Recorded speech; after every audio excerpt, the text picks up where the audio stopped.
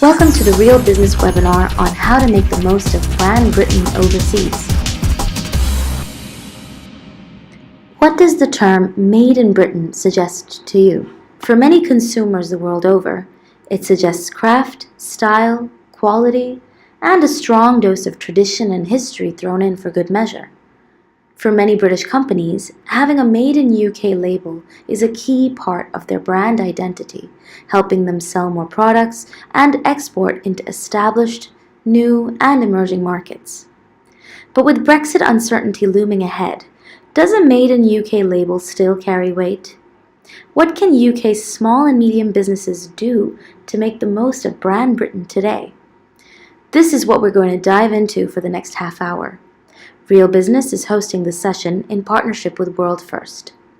I'm Prasida Nair, Editorial Director of Real Business, and I'm here today with two experts from WorldFirst, Jeremy Thompson-Cook and Craig Agater. Welcome. Thanks very much, Prasida. Thank you very much for everyone who is on the call as well. My name is Jeremy Thompson-Cook. I'm the Chief Economist and Head of Currency Strategy here at WorldFirst, which is a very long title, but a title basically that it is my job to try and analyse exactly what is going on in these markets, look at both economic and political risk, and obviously what kind of impacts those are likely to have on businesses that import and export and trade overseas. I've been with WorldFirst for close on 12 years now. Having started my career off at HSBC, I've been working in currency since 2002. So I've seen calm markets, volatile markets, Brexit, the global financial crisis, Iraq War, everything. So it's been an interesting 17 years now, and now my focus falls on British businesses and trading overseas. Thanks, Jeremy. Craig? What about you? Hi everyone. Thanks for that, Jeremy. My name's Craig Agater. I'm actually been with WorldFirst a little shorter than Jeremy has. I've been here for just over 10 years, but in that time I've worked exclusively really with cross-border SMEs and online businesses, really helping them get the most out of their international market strategy. So obviously currency is a key part of that, but also along the periphery as well, how to build their brand overseas. So I'm looking forward to sharing particular insights that we've garnered and looking at one case study in particular. And I'm sure Jeremy will tune me in a bit later to share that with you guys. Fantastic. So let's dive in, shall we? So this is an interactive forum. I just want to remind everyone who's logged in today to ask as many questions as you'd like at any point of the discussion. We will have a dedicated Q&A portion later on today. All right, so this is the agenda. Jeremy, could you talk us through us, please? Absolutely. So I thought we'd start off with just having a quick look at British brands abroad and what is actually the landscape of what is happening at the moment and how that could possibly be changed. Let's set out the problem, as it were, before we work out how we can solve it, or certainly how we can help move it in a more positive manner. Real Business have obviously also done a survey over the course of the past a couple of months. We'll take a look at the findings about what businesses who do trade internationally or who wish to trade internationally, how they are finding the landscape, but also the barriers that they most commonly think about when they are talking about international expansion. We'll also look at some marketplaces as well. Probably the easiest way of moving your business abroad, or certainly establishing an international presence, is via marketplaces, so we'll take a look at some of those. Craig will come in with a case study from a client of ours at WorldFirst called Juliet, and talking through exactly how their international expansion and international sales have gone. It wouldn't be a presentation on the UK economy and international business at the moment if there wasn't a bit of Brexit. You can say the first mention of Brexit was 5 minutes into the presentation, if anyone had a raffle on that. So we'll have a look at some of the Brexit risks, obviously, two things at the moment, some conclusions, and then obviously there's more than enough time for questions and answers at the end as well. Feel free to submit any questions that you may have throughout the course of the presentation, obviously. But for now, Let's kick on. So let's have a look at kind of British brands abroad. And what exactly is happening? What exactly is happening there? Global trade has not been more of a front page issue in living memory. To be honest, global trade has, it's really been off the front pages since the 1930s. And despite the headlines, it's never been a better time to be a business that sells internationally at the moment. For all the talk about recessions and Brexit and Donald Trump and the Davos International Forum and things like that, the world is continually getting richer. Rising global incomes, quicker and easier channels of logistics, and greater access to technology by even the poorest people around the world has made it all the more easier for small and medium-sized businesses to trade internationally and be very, very profitable when they do so. Obviously, it's not all about profits. Trading internationally can diversify your customer base as well. I speak to international investors on a day-to-day basis, and they are always talking about diversification, not having your eggs in one basket. That is obvious. It's an obvious rule of investment, but it's also an obvious rule of business. The companies that weather the economic downturns best are the ones that either have diversified product offerings and therefore have diversified consumers as a result of that, or are very, very specialized in one sector, but also have diversified customers around the world. So if it is a localized issue, then the issues globally, the sales globally are not negatively impacted as well. Also, you have to talk about economies of scale. If you get to a certain size, you are able to hopefully have larger or greater negotiating power with customers along the supply chain or suppliers even along the supply chain, and also be able to therefore shrink your unit costs and expand margins. At the end of the day, there's always margins to be made. There's always margins to be protected, and we'll talk about a little bit more about that later on the presentation. But as far as brand Britain goes, you have to realise, and I still think everyone does realise, that British goods continue to be perceived as, first off, high quality. They are reliable, internationally respected, and still good value for money. Whether some of that has come as a result of the deterioration in the value of sterling, and therefore things being just a little bit cheaper, because if they're paying in foreign currency and you are invoicing them in pounds, then everything is roughly about, I think as of this morning, sterling is still 10% weaker than it was the day before the Brexit vote on June the 23rd, 2016. Popular brand names, everyone will know about Burberry, everyone will know about Aston Martin. These are the consumer-led, niche, high-value cachet products that have driven brand Britain over the course of the 2000s and the 2010s. What will be the next one? It could easily be your business. We just need to make sure that we're getting out there at the appropriate time and with the appropriate messaging. So, digging into the survey findings that Real Business put together, it shows that there is a fairly broad consensus about where, for example, what is holding a business back most from selling more overseas. At the moment, most of it is other, which I'll come on to later. But finding the right markets, not knowing exactly where to position your business. Some of it's unpredictable payment terms. That's less than 10%. Also less than 10% currency volatility, general political and economic turmoil, investment, lack of import or export expertise, and a lack of market research. For all of these, it's, if you're looking at finding the right markets, lack of market research, lack of import or export experience, this simply means taking the time to go out there and do the research. I remember a conversation that I had, and his name escapes me now, which is rather embarrassing, but a conversation I had with the CEO of Brompton Bicycles, those fold-up bicycles that you may see if you're a commuter on the train. And he was saying that the best way to go out and find a market that you want to export to or import from is get on a plane.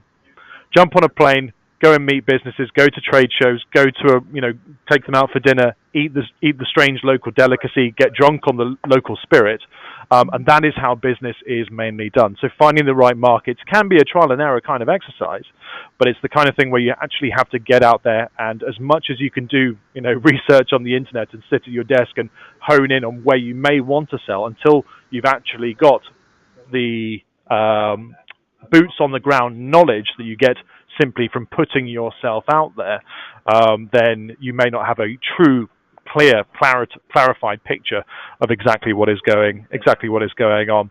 Unpredictable payment terms, currency volatility. As I said, we'll come on to that later. A lot of that can be eased off depending on how you tend or how you want to move your business abroad. Marketplaces can obviously make that a lot easier.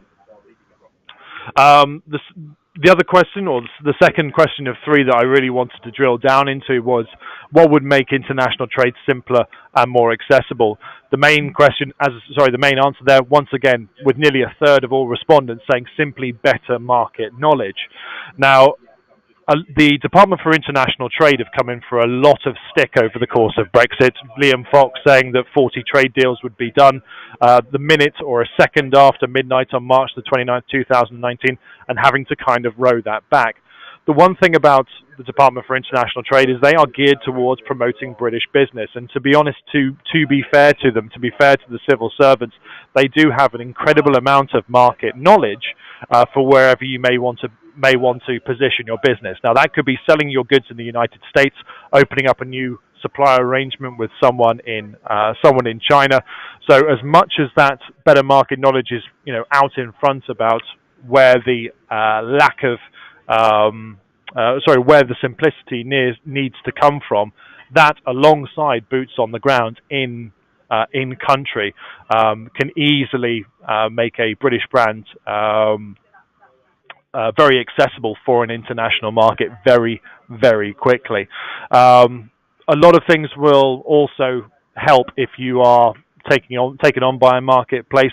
Easier credit checking, for example, translation, currency predictability, outsourcing, fulfillment, depending on exactly what kind of relationship you may want to have with these marketplaces, or of course were you to set up some kind of satellite office in this territory. Those relative importances will wax and wane depending on, as I said, which way you decide to take it. But the market knowledge is simply there. You just have to go out and look for it. This is obviously a very interesting question as far as where UK businesses are looking.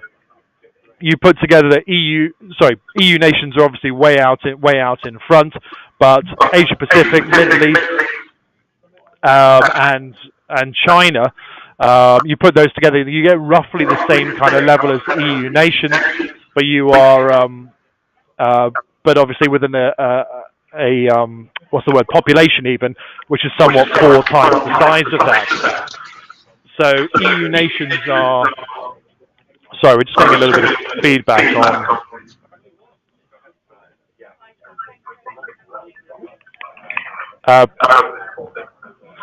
So if you, Proceda, would you mind muting your microphone? Thank you. We're seeing a little bit of seeing EU nations obviously dominate because, as was made very, very clear during the EU referendum, they're still the closest to us. It's easiest logistic-wise to move products in and out of the EU nations as it currently stands. But the focus still falls on the richer parts of the world as to where UK businesses want to trade with. The United States, richest economy in the world. EU nations. If you put the EU 27, there's a slightly larger economy than the United States. China, Africa is obviously a huge continent. Asia Pacific, huge amount of regulatory disparity there, so can be quite difficult. But obviously, as far as we spoke about in the first slide, as incomes grow, those are going to be the people who want the brand cachet of UK brands, and will also have the growing incomes that are able to support their consumption habit.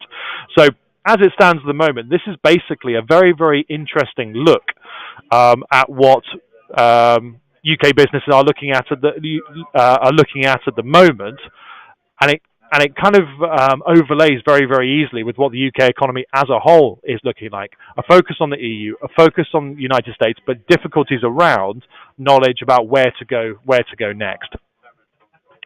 So the knowledge gap remains the greatest issue of all. As I said, boots on the ground, speaking with government, speaking with trade associations as well is always going to help. Currency volatility can be taken care of. Obviously, we can help. Boots on the ground can be replicated via marketplace relationships, and despite Brexit, the EU remains the crucial market for UK businesses. On those marketplaces, access always remains a concern. One characteristic of international trade's evolution is making almost every single person with an internet connection a consumer or a potential consumer. Despite the Brexit back and forth of the past 2 years or so, the Department for International Trade website has a huge amount of insight and links within it. That link there, selling online, overseas.export.great.gov.uk. Wow, that's a mouthful to say out loud.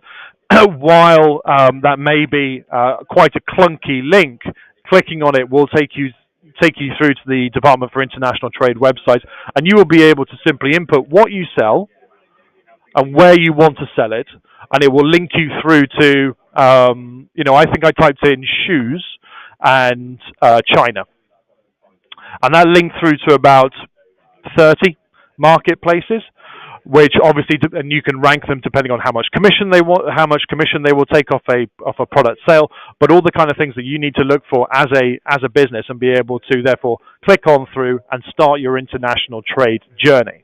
Now that is Brand Britain being supercharged by the government to go out and say, right, we are allowing you access, or you have access to this marketplace, which has access to, some of these marketplaces have 400 million subscribers. That is obviously a huge, huge opportunity for any business to be part of. And obviously, if your product is something that people want to buy, this is going to be giving them the opportunity to do so. If you are not, however, and I know there are businesses on this call who are not consumer goods, then you should consider connecting with local and international trade associations, because obviously, while, for example, shoes may be easy to sell to consumers, or hats, or wallets, or watches, or something like that. If you make crankshafts, for example, not many people go out there and simply look on a marketplace for a crankshaft. So speaking to the International Trade Association that you may already be a member with, and asking them for help to be able to expand your business is probably the best way to start. The government will also help with this as well, but there are fewer tools simply put online that will be able to help in the short term.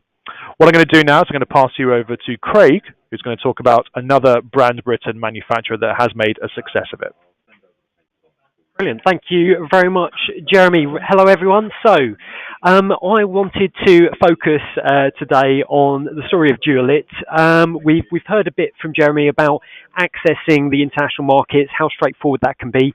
And I just wanted to examine in greater detail a Made in Britain export success story from recent years. So, although their export success may be more recent, I'm sure lots of you have heard of Dualit. Heck, you might even have some Dualit appliances in your kitchen. I know that their Latticino and coffee machines have been a fixture in my family's kitchen for the last decade. And actually, there's still the original machines as well that we bought. So, very, very durable, very useful, very innovative products. And so I'm delighted to sort of share their story. They're a Made in Britain brand that has been around for over 70 years. They're actually founded by Max Barton in the 1940s. And it was actually Max who patented the dual light heater, which is what the company is actually named after. And it's currently the father-son team of Max's son, Leslie, and his own son, Alex, now, who are at the helm of the company.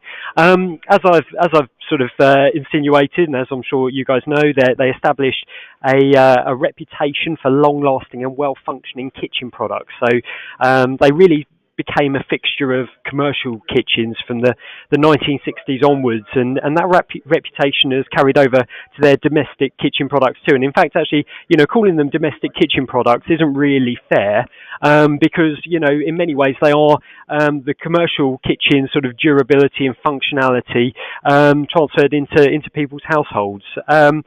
So, as a result of that and the various innovations that I'll come on to in a moment, Dualit's turnover's grown steadily.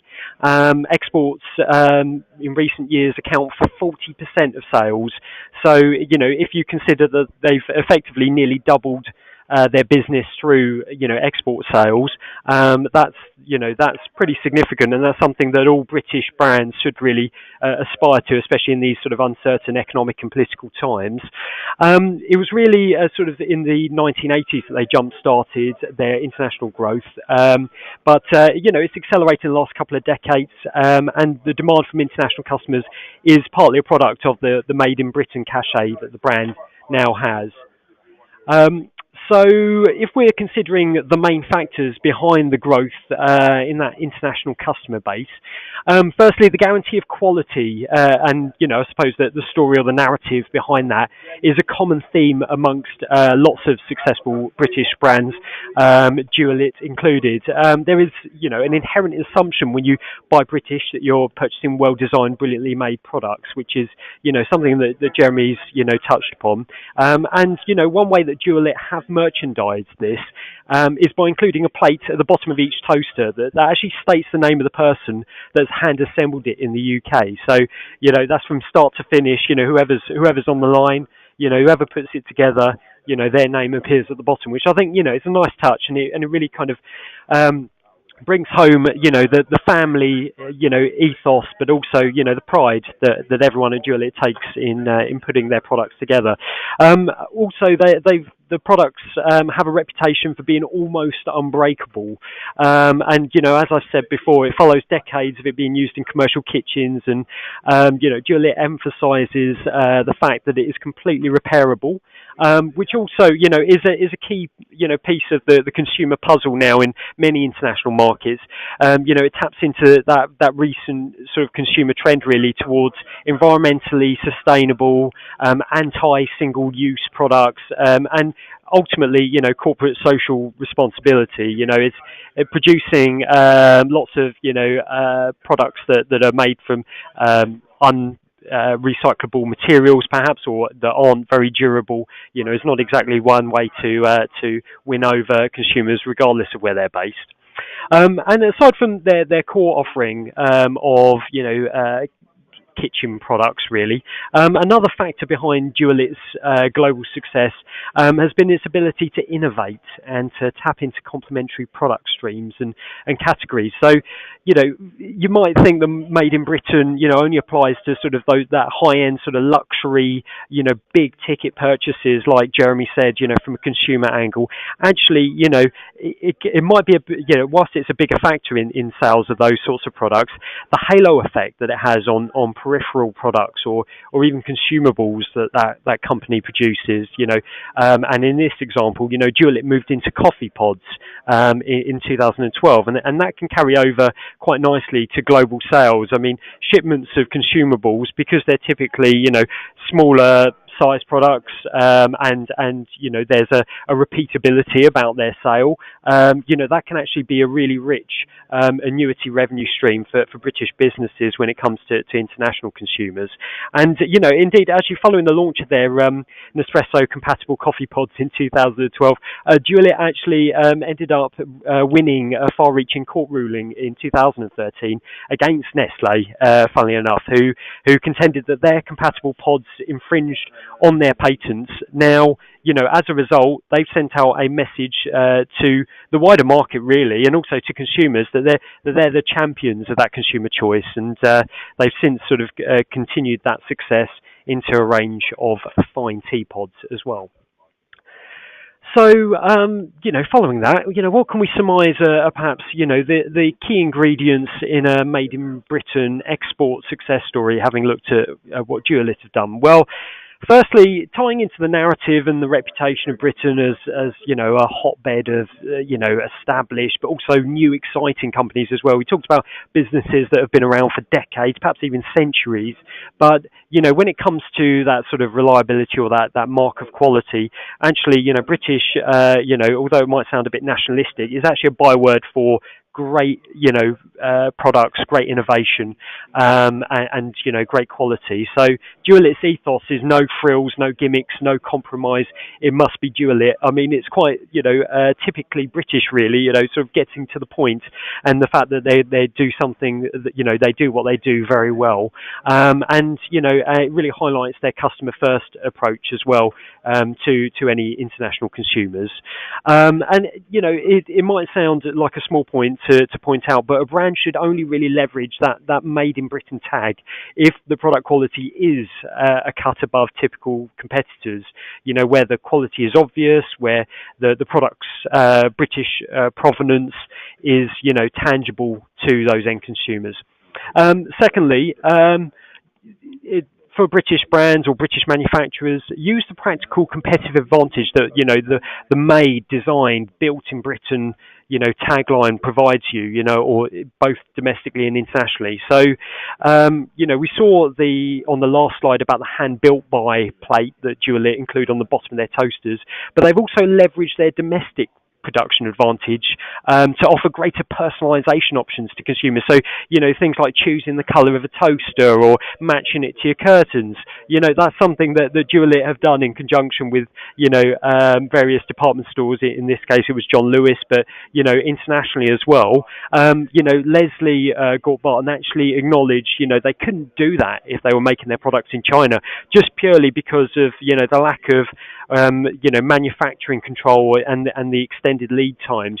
When you're talking about e-commerce, about online sales, consumers really do, thanks to Amazon's, Prime delivery and so on, they really do expect immediacy along with quality and reliability and innovation. So, being able to do that on site, potentially going from, one office on site straight down to the manufacturing line or the assembly line, it can be crucial, and it is an advantage. Whilst people look at it like it might be a weakness in terms of an increased cost base, actually, can be pivoted into a crucial competitive advantage amongst more discerning international consumers.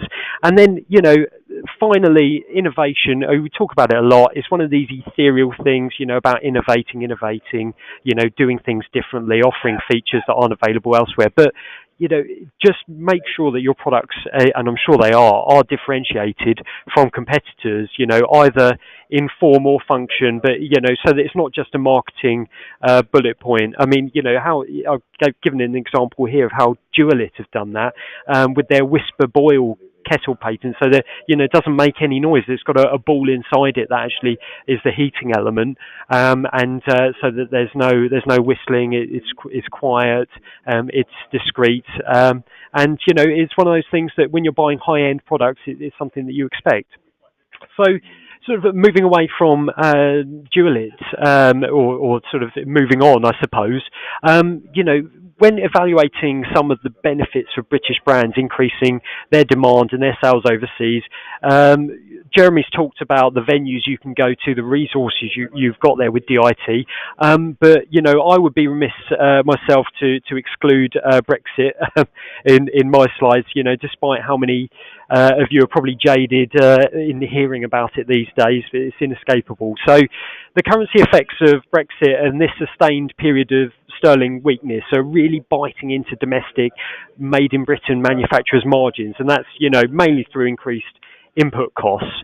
I've used the example of sterling dollar here to sort of highlight how we've seen a precipitous drop in the last couple of years. However, if a made in Britain brand can establish that international consumer base, for example, in the US, where US dollar sales receipts are being realised, then they can then be used obviously to buy more sterling at those depressed levels, or alternatively used as a natural hedge. That's where costs in dollars are overlapped by any dollar income. And whilst it might sound great in principle, it's quite sort of an idealised idea that all of the dollars coming in are going to account for all of the dollars going out and vice versa. It is, it's very seldom be as neat as that, and that is why it is crucial to seek advice or enlist the help of a currency or FX specialist to help you hedge any exposure gaps between, costs becoming due and those sales being realised. So, that was kind of the final thought, really, in terms of the practicalities of, going international, actually once you start to realise sales, or even, the reason behind doing that. So I'll now pass back to Jeremy, who's going to see us out on this presentation. Thanks very much, Craig. So I just wanted to focus off with, or finish off even with a couple of bits on Brexit. Given we are just a little bit over 2 months away from the end of the Article 50 period, and as someone who follows this on a kind of day-to-day, minute-by-minute basis, I can tell you that there is almost absolutely no consensus on what is going to happen, will happen, should happen, is likely to happen. There are people out there who are talking anything from a second referendum to an election to a cancellation of Brexit to a no-deal Brexit, to Theresa May actually managing to pull her deal out of the grave, and that passing by March the 29th as well. In the meantime, what we have been telling British businesses to do is wrap up and use a scarf. And this is 5 things that British businesses need to have sorted in preparation for whatever Brexit looks like. The S is to set budget rates, to set and protect a budget rate on the currency pairs that affect your business in order to guarantee that currency doesn't hurt your profitability, as Craig has obviously just spoken about as well. Certainty of terms is the C. You need to have these kind of what-if conversations with both suppliers and customers. We've seen businesses who are still able to extract preferential payment terms and discounts on longer-term purchases. Same currency payments are also being used by people depending on the risk that they may have on their order books moving forward as well. And obviously there are buffers and potential risks to international trade as a result of what Brexit deal we eventually end up with. Access to markets is all about the logistics side of things. We know exactly, well, we don't know exactly, but we do know that there will be problems at Dover, at Heathrow in a no-deal Brexit scenario. So having conversations with the logistics companies who you work with about what they are doing is crucial to make sure that if anything is just in time or anything is very, very time sensitive, that goes to the front of the queue. Regulatory assurance is something that no one likes talking about, but if we do fall out on WTO terms, it's very, very we think it very, very useful that British businesses look at some of their competitors who may be trading with the EU on WTO terms, who may not be part of the single market, for example, US competitors, and look at what kind of regulations they have to fulfill to be able to sell their products, because that is something that we may have to do as UK businesses moving forward. So therefore, if you've got to march on that, if you've got to step up on the regulatory side of things, that's going to slow down the pain that your business may feel. And F is funding plans. British banks will continue to lend to British businesses. We have no issue around that. But any funding shocks may need to be taken up by alternative finance providers. So make sure that any balance sheet risks are taken care of. So that's your scarf. Those are the kind of the 5 things that we think the businesses need to look at. So, a couple of conclusions, and then we'll head into the Q&A. And I can see that some questions are already being lined up. There are a lot of hurdles to overcome to be an international business, and to make sure that your brand, a British brand, is seen abroad. To be fair to them, government is very, very good at boosting the exposure of British businesses abroad, and in concert with local and international marketplaces, you can have access to international consumers very, very quickly. in the near term for Brexit risk, remember your scarf. Remember those 5 things that you need to take care of: setting budget rates, regulatory assurance, the funding plans. All of those will help keep things just more on an even keel as we head towards March the 29th. Use a currency broker for international payments. We heard about in the survey payment terms and currency risk being a thing that some people are worried about when trading internationally.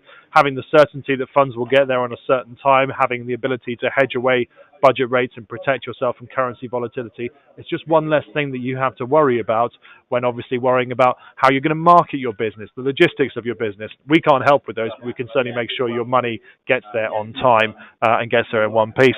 As I said, marketplace is maybe the simplest and easiest place to dip the toe. We're not saying that businesses should wholesale move their operations to China or completely shut down their UK operations and start selling internationally only. But marketplaces allow a simple and easy way for you to be able to test the water in multiple territories almost overnight, and therefore work out exactly how your business needs to change, how it needs to reposition itself to be able to be successful abroad. Perfect. That's the end of the presentation. We've got about 10 minutes for Procedure. If you want to open up and we'll have some questions. Definitely. It looks like there are a couple of them coming through, some from Twitter as well. So, I mean, there's so much that you talked about. It makes sense to start with a question that's come from Jason Woodford. He asks, what kind of online research needs to be done? How do you actually get the work done in place before you travel to markets you're interested in on a hunch? I would say the first port of call is looking at it. Obviously, it depends on the product that you're selling, depends on what your brand represents, and exactly how that and how you want to position your brand overseas. So it could be anything from meetings with local businesses that have been recommended by the embassy over there. It could be trade shows. It could be, I said, partnering up with local suppliers over there and simply having face-to-face welcome meetings with them over the course of a week. A lot of people who have been successful, I know, simply just got on a plane. They said, I want to go and sell my thing in China, or I want to open up relations with someone in Malaysia. Where do I need to go? Fine, I'll have a chat with both the Malaysian government here and the UK government, the trade department here, and then I'm simply going to get on a plane and spend a week out there doing it. I think Craig wants to come in on this one as well. Yeah, I just wanted to chime in as well. Obviously, those are brilliant and prescient points that Jeremy's raised. In terms of online businesses that are already selling internationally, perhaps where they've already got some reach, it is actually worth looking in house, looking at the internal data as well. Where is your website traffic coming from? Where is are you getting any orders in countries that you don't actually have formalised either distributors or an actual marketplace presence there, and then actually using that as a springboard to sort of launch sales in those countries. That's what some of our customers have done very successfully, just by looking at, for example, that they're seeing a 20% uptick in the number of orders that they're getting via their UK site from customers in Australia, paying obscene international shipping fees and so on. And there's an opportunity there then to look at, right, okay, what platforms are available in Australia? Do I go on Catch.com or Amazon or eBay or hard to find? They are quite viable. That is a viable way as well to find some markets you might not have otherwise thought of. Strange ones such as New Zealand. You might not normally think of it as being a huge country or there being lots of domestic demand there, but over 4 million of their 5 million-ish population have a Trade Me account, for example, which is a marketplace over there that will allow you to reach consumers directly, or at least allow you to give you a basis to actually sort of engage with local distributors if you are selling consumer products, that is. Well, thanks, Craig. I think on a related note, there's a question here from Andrew Neal, and it's specifically about e-commerce. So it'd be great to hear your thoughts on this. So he says, you said boots on the ground is important. Do I still need to do this if I'm using a marketplace to export like Amazon? So now you've said how you can use Amazon or any other marketplace as a way to find out the potential appetite. But what if that is the main way a business is already making their money? Sorry, Priscilla, was Andrew asking whether, what if they're already, selling on marketplaces or, or in terms of next steps, in terms of boots on the ground, or? Yes, I think the question specifically about them using only marketplaces to export. So do they still need to visit these markets? I think it's useful. I think it might seem counterintuitive, but if you're selling overseas and you're not actually necessarily engaging directly with the end consumers or with local retailers, but I think that going to a country where you have significant sales presence is definitely, even if it's on a more informal basis, or at least going to meet with counterparts or other similar companies in other industries, or going to industry events in those countries, is still a crucial piece of the puzzle. I think like Jeremy said around the scarf piece, it's the you do need to know the regulatory burden or hoops that you'll have to jump through as well. And when we're talking about boots on the ground, that it doesn't need to necessarily be somebody from your own company that is there. It could simply be a trusted third party, such as somebody freelancing, somebody that can actually do some of the legwork on that side, who again you might not have met in person, but that can actually give you a trusted report of what is actually happening within the industry, potentially in that market that you're looking to target. Okay, that sounds very logical. Again, Andrew, if you're out there, if you have any follow-up questions, we're still taking a couple of questions. I think we do have time for maybe one more question. This is quite interesting. We did talk a lot about brand Britain and how it relates to products, specifically consumer products. This question comes from one of our Twitter audience. The question is, I am not a manufacturer and we don't sell products. How can I export? Will I be successful? I guess this is specifically for services-based businesses. How would you take that, Jeremy?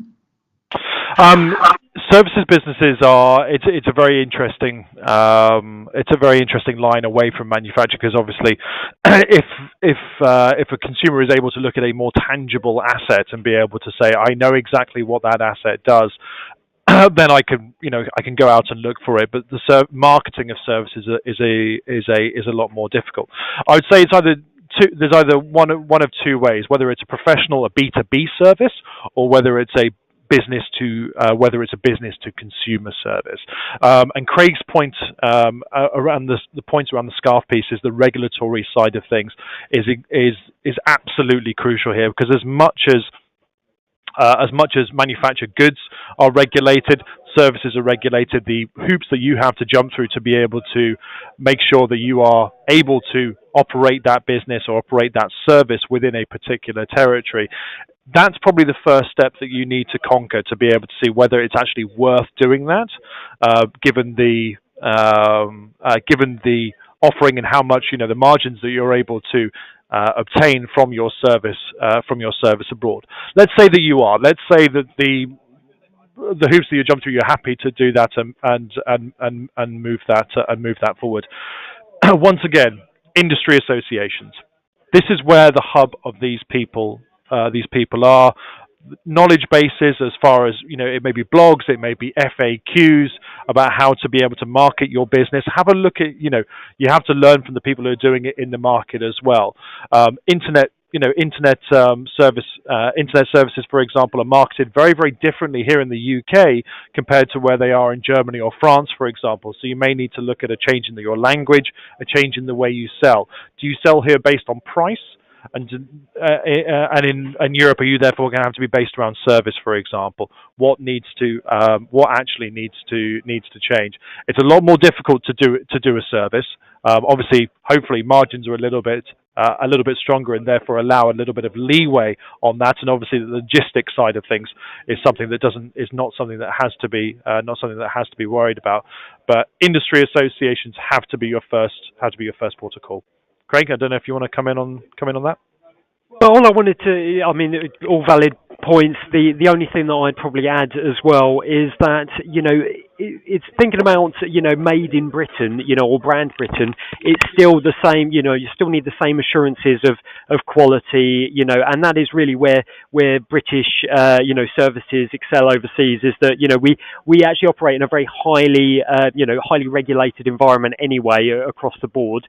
So, the fact that we are, thinking about, WorldFirst as an example, the company that both Jeremy and I work for, that's actually placed us in great stead for global growth, because that's transferred over into new markets, and in terms of compliance and so on, that's been transferable, or actually placed us in great stead with local relationships. So I think the whole piece around brand Britain still totally applies to services, but obviously, as Jeremy highlighted, the actual mechanics of an international market push would be slightly different, because you're not actually sending something tangible overseas.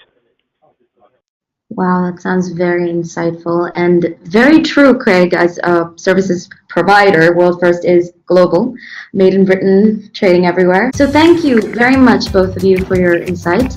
This concludes our webinar. For those of you who'd like to watch the session back, please check your inbox for the link.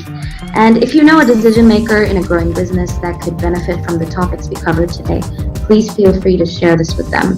This webinar will be available online for a month, and of course, Jeremy and Craig will be around for any questions, so please do reach out to them for more. Thanks a lot, and goodbye. Thank you. Bye. Thanks, everyone.